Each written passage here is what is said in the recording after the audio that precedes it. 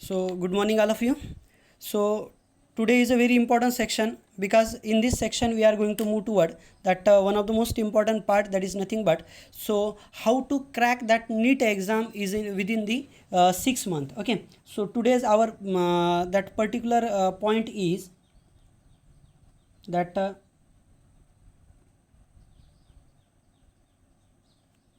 NEET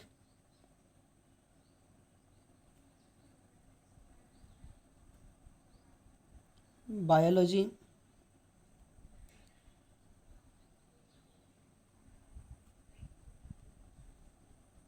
strategies. Okay. Our today's session is NEET biology strategies. Okay. So in this point, so actually we are going to move toward so how to crack that NEET exam, or somewhat the actually the main aim is particularly to got that more than 320 marks, 320 plus marks. Okay is in NEET exam. Okay. So NEET एक्झाममध्ये 320पेक्षा जास्त गुण कसे मिळवता येतील, तर याच्यासाठी आपण या ठिकाणी ही जी काही पार्ट आहे, हा जो काही लेक्चर आहे, या लेक्चरच्या मदतीनं बघणार आहोत. लक्षात घ्या की बायोलॉजी हा जो विषय आहे, लक्षात घ्या, तर टोटल 360 मार्क्ससाठी असतो. लक्षात घ्या. तर या 360 मार्क्सपैकी या ठिकाणी 320 प्लस मार्क्स जर तुम्हाला घ्यायचे असतील तर तुम्ही या ठिकाणी काही टिप्स, काही या गोष्टी तुम्हाला डोक्यात ठेवणं नितांत गरजेचं आहे. तर त्या नेमक्या कुठल्या गोष्टी आहेत, तर याच्याबद्दल आपण डिटेलमध्ये डिस्कशन या ठिकाणी आज करणार आहोत. लक्षात घ्या. ओके. सो बेसिकली जर तुम्ही या ठिकाणी जर बघितलं तर नीट ही जी काही एक्झाम आहे, लक्षात घ्या, तर या नीट एक्झाममध्ये सो ॲक्च्युली 90 क्वेश्चन्स हे बायोचे असतात आणि त्या प्रत्येक क्वेश्चनला 4 गुण याप्रमाणे. सो 9 चोक 36 म्हणजे 360 मार्क्स या ठिकाणी बायोसाठी असतात. तर आज आपण याच्याबद्दल डिटेलमध्ये स्टडी करणार आहोत. सो याच्यामध्ये आज जे फ्रेशर्स किंवा रिपीटर्स असतील, लक्षात घ्या, हे जे लाईव्ह लेक्चर आहे हे तुम्हाला या ठिकाणी जे फ्रेशर्स आहेत किंवा जे रिपीटर्स स्टुडंट आहेत, ओके, रिपीटर्स आहेत, या दोघांनाही अतिशय फायद्याचं आहे. याच्यामध्ये या ठिकाणी सो मी तुम्हाला 7 वेगवेगळ्या टिप्स सांगणार आहे, ज्या टिप्सच्या मदतीनं तुम्हाला बायोमध्ये 320 प्लस इझी गोईंगमध्ये कसा स्कोअर तर करता येईल. लक्षात घ्या. जे ॲव्हरेज स्टुडंट आहेत किंवा जे ॲक्च्युली जे मिनिमम मार्क्स ज्यांना 10thला वगैरे होते, अशा मुलं देखील या ठिकाणी बायोमध्ये 320 प्लस स्कोअर घेऊ शकतात. लक्षात घ्या. ओके. तर याच्यासाठी तुम्हाला काही स्ट्रॅटेजीज यूज करायच्यात, तर त्या स्ट्रॅटेजी कशा असतात आपण याच्याबद्दल डिटेलमध्ये बोलणार आहोत. लक्षात घ्या.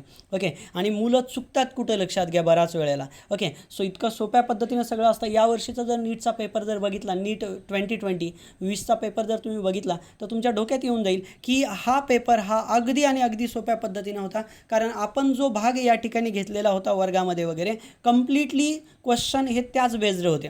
खरं तर NCERTच्या बाहेरचा क्वेश्चन बहुतांश वेळा नीट या परीक्षेमध्ये पडतच नाहीत. एखाद दुसरा क्वेश्चन असू शकतो, तोही अप्लाइड लेवलचा. लक्षात घ्या.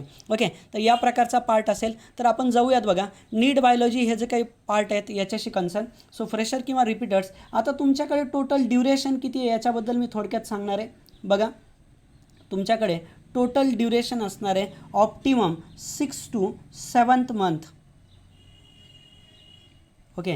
तर तुमच्याकडे 6 ते 7 महिन्याचा कालावधी आहे. लक्षात घ्या. या 6 ते 7 महिन्याच्या कालावधीमध्ये बेसिकली जर तुम्ही बघितलं तर पहिला पार्ट येतो तो म्हणजे कुठला, बघा, first part is nothing but we can say it as from November, आपण नोव्हेंबर कन्सिडर करू, नोव्हेंबर टू पर्टिक्युलरली मे और somewhat the April. Okay.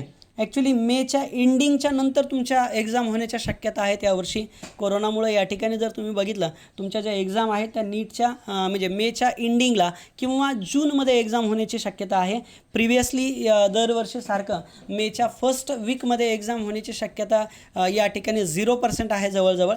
Okay. तर या पद्धतीनं म्हणजे तुमच्याकडे ऑलमोस्ट 6 ते 7 महिने आहेत आणि 6 ते 7 महिन्यामध्ये, लक्षात घ्या, या 6 ते 7 महिन्यामध्ये नीटचं कंप्लीट प्रिपरेशन पॉसिबल आहे.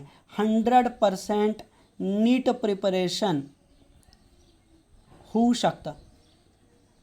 100% नीट प्रिपरेशन होऊ शकतं. लक्षात घ्या. या 6 ते 7 महिन्याच्या कालावधीमध्ये. तर यासाठी तुम्हाला काय करायचं आहे याच्याबद्दल आपण डिटेलमध्ये बोलणार आहोत. लक्षात घ्या, तुमचा रोल अगदी महत्त्वाचा आहे या ठिकाणी. लक्षात घ्या. ओके, कारण कुठलीही गोष्ट असेल तर याच्यासाठी जो करणार आहे, जो डुअर आहे, त्याचं खूप एफर्ट्स खूप महत्त्वाचे असतात. लक्षात घ्या. ओके, जसं आपण म्हणतो करते आपण आहोत आणि करविता जरी देव असेल. लक्षात घ्या, बऱ्याच वेळा आपण म्हणतो बघा की मला काहीतरी गोष्ट भेटावी. लक्षात घ्या की जसं की एखाद्याला वाटतं की मला अमुक एक गोष्ट भेटावी आणि ते देवाने मला मुफ्तमध्ये द्यावी, तर असं काही नाही आहे. लक्षात घ्या, त्यासाठी तुम्हाला एफर्ट्स करायचे आहेत. तसं इथं आहे. लक्षात घ्या, आम्ही एक कोच आहोत फक्त तुम्हाला मार्गदर्शन करण्यासाठी. जिथं तुम्ही चुकाल, ज्या पद्धतीने तुमच्या या ठिकाणी मिस्टेक्स होतील त्या कमी करून तुम्हाला चांगल्यात चांगल्या पद्धतीने कशा पद्धतीने स्कोअर करता येईल याच्यासाठी आम्ही फक्त एक गाईडलाईन देऊ शकतो आणि तो भाग तुम्हाला चांगल्या पद्धतीने फक्त समजून सांगू शकतो. याच्यासाठी आमचा प्रयत्न असतील, परंतु तुमच्या प्रत्येकाचे प्रयत्न मात्र फक्त याच्यासाठी असायला पाहिजेत. कधीही झोपेमध्ये सुद्धा तुमच्या डोक्यामध्ये एकच कन्सेप्ट आली पाहिजे, गळ्यामध्ये स्टेथोस्कोप आणि या ठिकाणी तुमचं डॉक्टरचा जो पेहराव आहे त्याच्यामध्ये तुम्हाला स्वतःला बघितलं पाहिजे, तरच सक्सेस या ठिकाणी तुम्हाला मिळेल. याच्यासाठी तुमची मेंटल ॲबिलिटी तयार होणं गरजेचं आहे.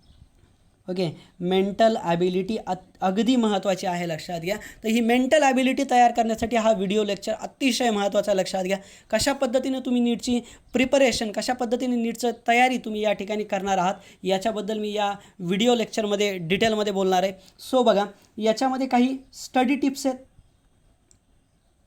काही स्टडी टिप्स आहेत.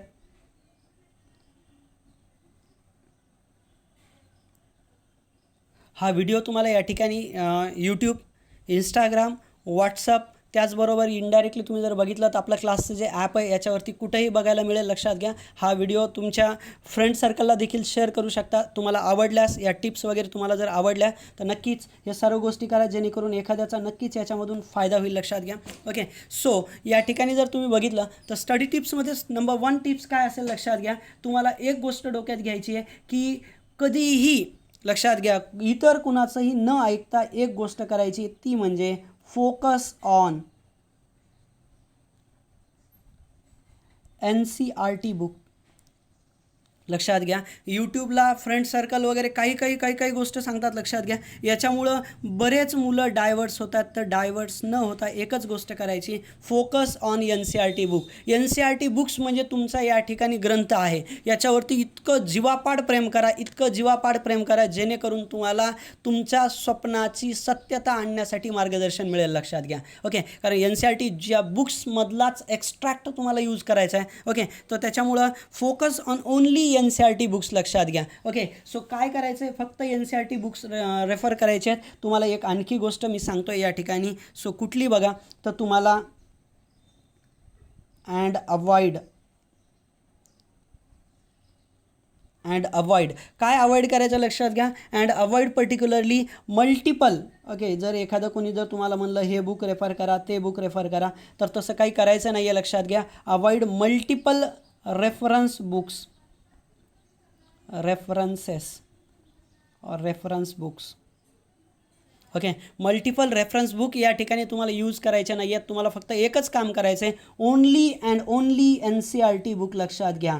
Okay, only and only NCERT book for the biology. For the physics and chemistry you must particularly learn somewhat other publications, somewhat like we can say it as a NCERT extract for the physics and chemistry, or also we can say it as discuss with your physics and chemistry teacher for that. Okay, so basically generally तुम्ही जर बघितलं हा जो part आहे तर याच्यामध्ये second point. Okay, पहिली गोष्ट लक्षात घ्या, 100% तुम्हाला NCERT बुकच रेफर करायचे, त्याच्यामधूनच कंप्लीट तयारी करायची.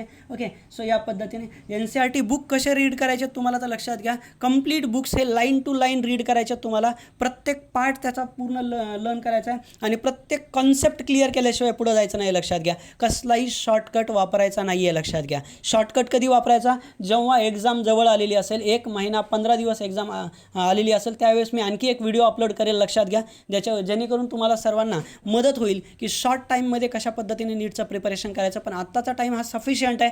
तुम्ही जर प्रॉपरली जर करत असाल, लक्षात घ्या, तर हा व्हिडिओ बघितल्याच्यानंतर प्रॉपर याला जर तुम्ही फॉलो केलं तर 101% इनडायरेक्टली तुम्हाला स्कोअर यायला कुणीही अडवू शकत नाही. लक्षात घ्या. Okay, So second part is nothing but we can say it as a, so read that NCERT line to line, and also we can say it as a clear each and every concept, and particularly so avoid the using that shortcut, avoid to use shortcut. Okay, so सक्सेसला कुठलाही shortcut नसतं, लक्षात घ्या मित्रांनो. त्यामुळं सगळ्यात महत्त्वाची गोष्ट आहे, कुठलाही शॉर्टकट अप्लाय करायचा नाही आहे. नाहीतर काही जणांचं कसं असतं, सर मी समरी वाचतो आहे मग माझं होईल ना, तर नाही. लक्षात घ्या, फक्त समरीवरून होणार नाही. तुम्हाला NCERTच्या पुस्तकाचा line to line part study करावा लागेल, आणि तो स्टडी केलेला जो लाईन टू लाईन पार्ट आहे, लक्षात घ्या, त्याला तुमच्या नोट्सच्या फॉर्ममध्ये उतरावं लागेल. ओके, सगळ्यात महत्त्वाची गोष्ट आहे. So avoid shortcut for the study. Okay, shortcut avoid to use shortcut use करणं या ठिकाणी अवॉइड करा. ओके, सो याच्याचबरोबर आणखी महत्त्वाची गोष्ट आहे, लक्षात घ्या, हा सफिशियंट टायमिंग आहे तुम्हाला स्टडी करण्यासाठी. आणि त्याचबरोबर बेसिकली जर तुम्ही बघितलं तर प्रत्येक कन्सेप्ट रीड करा. NCERTचं आता कसं रीड करायचं त्याच्याबद्दलही पुन्हा एकदा सांगतो आहे, लक्षात घ्या. NCERTच्या लाईन टू लाईन रीड करत असताना जे जे महत्त्वाचे पॉईंट्स आहेत त्याला अंडरलाईन करायच्या, लक्षात घ्या. ओके, जे जे महत्त्वाचे पॉईंट्स आहेत त्याला अंडरलाईन करायच्या. बुक्सवरतीच तुम्ही त्याच्या रेफरल नोट्स काढू शकता, किंवा तुमच्या एखाद्या सेपरेट रजिस्टरमध्ये किंवा याच्यामध्ये तुम्ही त्याच्यावरती काय करू शकता, नोट्स काढू शकता. अगदी महत्त्वाचा पार्ट असेल हा, लक्षात घ्या.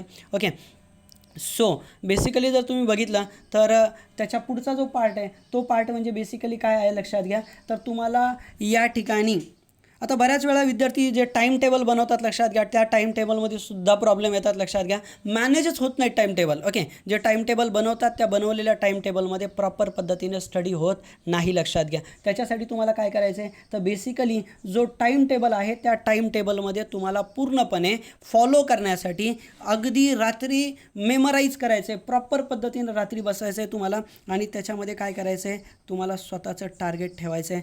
So basically make daily target. Basically डेलीचं तुम्हाला एक टार्गेट ठेवायचं आहे की उद्या मी किती करणार, लक्षात घ्या. जेवढं झेपेल तेवढंच टार्गेट ठेवायचं आहे. समजा उद्या तुम्ही एक चॅप्टर करणार असाल तर आज रात्री तुम्ही लिहून ठेवायचं आहे की मला हा चॅप्टर उद्या करायचा आहे, किंवा चॅप्टरचं एखादं बीट करणार असाल तर तेवढंच, लक्षात घ्या. Make daily target. सो हे टार्गेट तुम्ही तुमचं ठरवायचं आणि तेवढं करायचंच आहे, लक्षात घ्या. जे ठरवलं आहे तेवढं तुम्हाला पूर्ण करायचं असेल. सो याच्यासाठी तुम्हाला काय करणार, make daily target using daily chart बनवायचे आहेत. एक नोटबुक बनवायचे, त्याच्यावरती डेली तुम्ही कोणकोणता स्टडी केला हे तुम्हाला रात्री झोपण्याच्या पूर्वी हे तुम्हाला व्यवस्थितरित्या रिमाइंड करून ठेवायचं आहे. Make daily target using daily notes at night before sleep.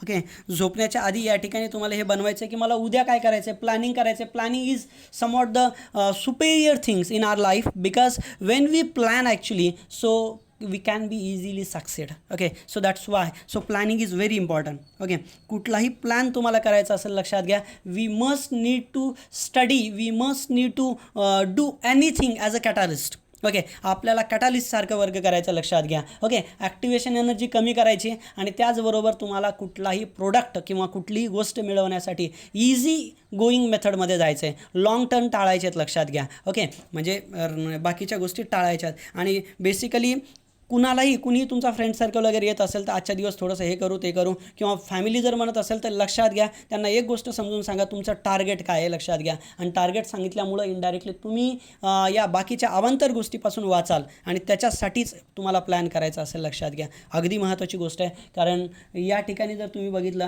तर चौथा इम्पॉर्टंट गोष्ट जी काय आहे, लक्षात घ्या. पुन्हा एकदा डोक्यात घ्या, स्टडी टिप्समध्ये सगळ्यात पहिल्यांदा NCERT फक्त रीड करायचे प्रत्येकाला. Okay, only NCERT, just keep in mind. Okay, so avoid to use shortcut. कुठलाही शॉर्टकट यूज करायचं नाही आहे. फक्त या ठिकाणी शेवटची समरी वाचाल किंवा आणखी ओव्हरऑल पॉईंट वाचाल असं नाही आहे. Line to line, word to word reading करायचे. नवीन वर्ड्स वगैरे असल्यानंतर त्याच्या मिनिंग वगैरे लिहून ठेवायच्यात.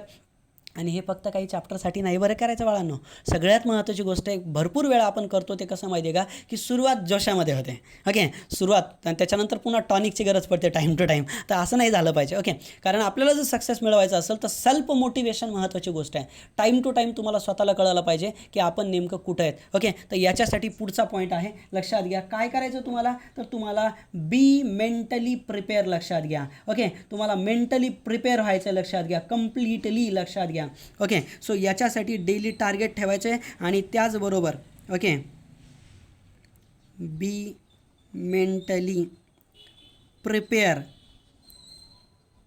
ओके, आता तुम्ही मी हा मुद्दा काय सांगतो आहे लक्षात घ्या. सायकोलॉजिकल टर्म ही एक मेंटली प्रिपेअर होणं रिलेटेड. सो का सांगतो आहे मी हे, कारण बऱ्याच वेळा आपलं वातावरण जे असतं ना ते निगेटिव्ह इन्फ्लुएन्स आपल्यावरती पाडतं. लक्षात घ्या, निगेटिव्ह इन्फ्लुएन्स म्हणजे कसं, कधी कधी आपलंच फ्रेंड सर्कल किंवा कुणीतरी आपल्याला सांगतं अरे हे सोपं नाही आहे बाळांनो, लय अवघड आहे, हे काय साधीसुधी गोष्ट नाही आहे, 10वी पास झाल्यासारखं नाही आहे, 8वी पास. हे 10वीलाही असंच म्हणायचे आपल्याला लोक. लक्षात घ्या, 10वी काय सोपी असते का, बोर्ड आहे हे ते. पण तुम्हाला माहिती आहे खूप इझी गोईंगमध्ये तुम्ही सहजरित्या हे पूर्ण केलं. लक्षात घ्या, 10वी पण. ओके, तशाच पद्धतीनं आता काही जण म्हणतील सर आपल्या इकडची जी सिस्टीम आहे त्या सिस्टीममध्ये 10वी 12वी वगैरे ठीक आहे, बोर्डाला सहज भागतं, पण नीटसारख्या एक्झाममध्ये मात्र कठीण आहे. मी आणखी नाही सांगतो आहे, नीट ही अतिशय सोपी एक्झाम आहे जर तुम्ही प्रॉपरली जर पाहिलं. मी अगदी तुम्हाला प्रामाणिकपणे सांगतो आहे की ज्यावेळेस मी नीटचा या 2020चा पेपर पाहिला ना, तर मला असं वाटलं, इनडायरेक्टली तुम्हाला सांगतो आहे की विद्यार्थी जर प्रामाणिकपणे जर मेहनत घेऊ शकतील तर आउट ऑफच्या घरामध्ये आपल्या इकडचे सुद्धा विद्यार्थी जाऊ शकतात, फक्त आणि फक्त प्रामाणिकपणे. कारण तुम्ही अजूनही बघा,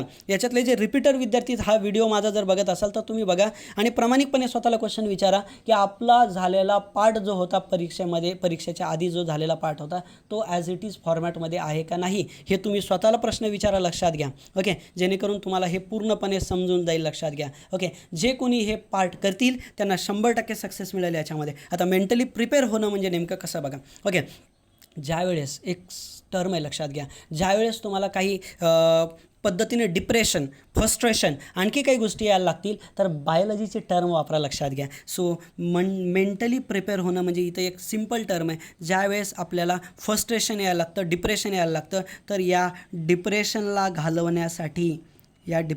घालवण्यासाठी, या टेन्शनला घालवण्यासाठी कुठल्याही गोळ्या औषधं घ्यायची गरज नाही आहे. याला एक सिम्पल मेथड आहे. लक्षात घ्या, सिम्पल मेथड काय आहे, तर सिम्पल मेथड आहे आपल्या बॉडीमध्ये डिप्रेशन कधी येतं हे कळून घ्या. लक्षात घ्या, जेव्हा एखादी गोष्ट आपल्या मनासारखी होत नाही किंवा एखाद्या गोष्टीचा आघात आपल्या मनावरती होतो. लक्षात घ्या, एखाद्या वेळेस खूप कमी स्कोअर आला, 10वीला चांगला स्कोअर होता तरी देखील विद्यार्थी डिप्रेसमध्ये जातात. तर असं होऊ नये याच्यासाठी, डिप्रेशन घालवण्यासाठी तुम्हाला सगळ्यात महत्त्वाचं आहे डाईट प्रॉपरली घ्यायचा. लक्षात घ्या. ओके, आता तुम्ही म्हणाल सर डाईट नेमकं काय घ्यायचं आहे, तर तुमच्या माहितीसह सांगतो आहे. डाईटमध्ये तुम्हाला घ्यायचं आहे मिल्क.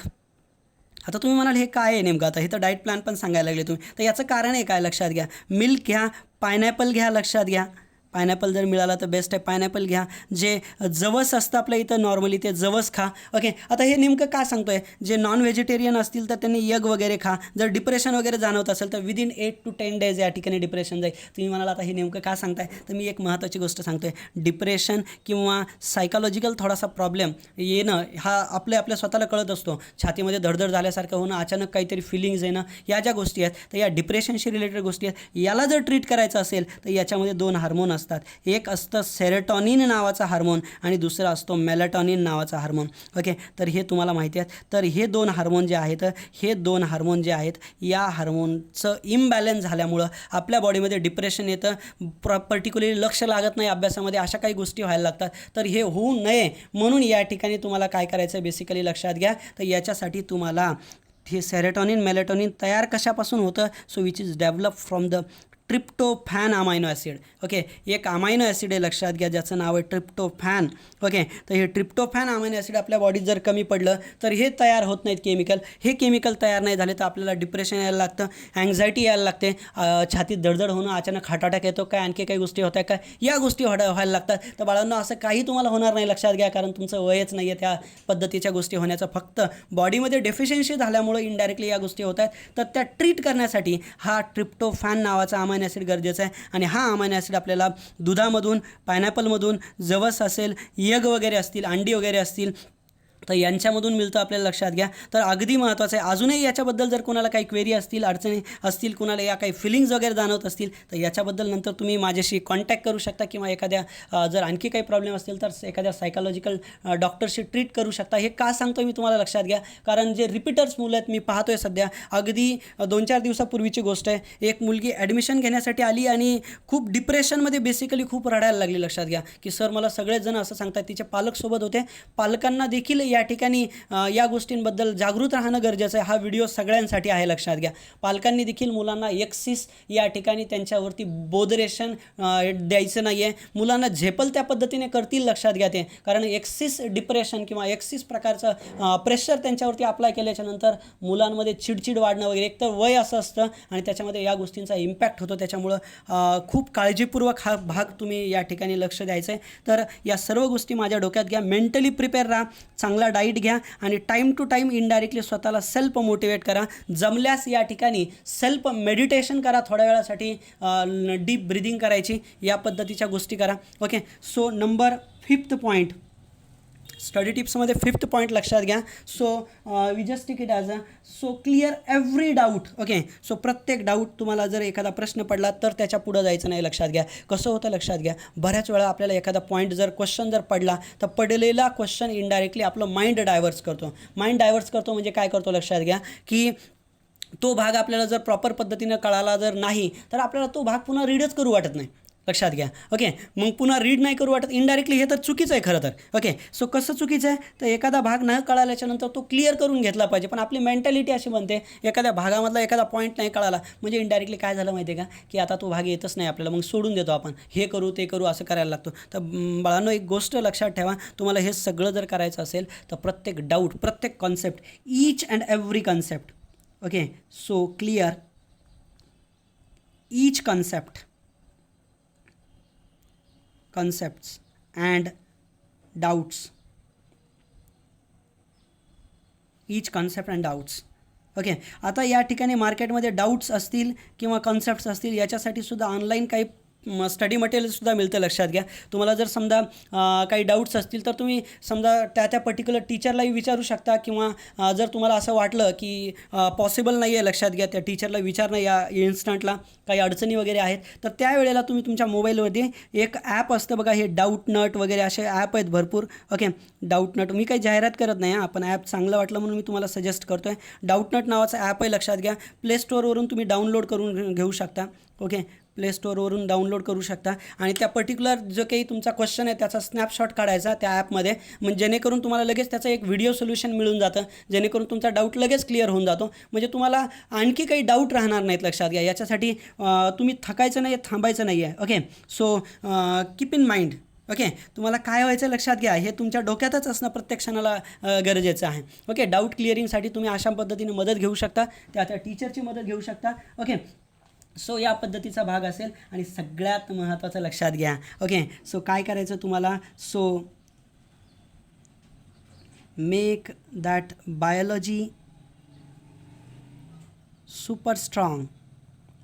ओके, तुम्हाला बायोलॉजी काय करायची आहे, सुपर स्ट्रॉंग करायची आहे. म्हणजे तुम्हाला प्रत्येक भाग या ठिकाणी चांगला कळण्यासाठी अतिशय महत्त्वाचा हा भाग आहे. प्रत्येक भाग तुम्हाला चांगला कळण्यासाठी तुम्ही या ठिकाणी बायोलॉजीचा टार्गेट डोक्यात ठेवायचं आहे. काय टार्गेट आहे, प्रत्येकानं टार्गेट डोक्यात ठेवायचं आहे. ओके, काय आहे, 320+ मार्क्स इज इन बायोलॉजी, लक्षात घ्या. हे जर तुम्ही फॉलो केलं तर मी खात्रीशीर तुम्हाला सांगू शकतो की तुमचा 320+ स्कोअर कधीही येणार, लक्षात घ्या. ओके, बायोलॉजीत सुपर स्ट्रॉंग करायची तुम्हाला, लक्षात घ्या. ओके, आणि बेसिकली तुम्ही हे करत असताना तुम्हाला काय काय करायचं आहे मी आत्ताच सांगितलेलं आहे, लक्षात घ्या. काय काय करायचं आहे, तर NCERT फॉलो करायची, त्याच्या थिअरी पार्ट बघायचा आहे, डायग्राम बघायच्यात, सो एक्झाम्पलरचा स्टडी करायचा आहे, त्याचबरोबर previous year question, that is very important.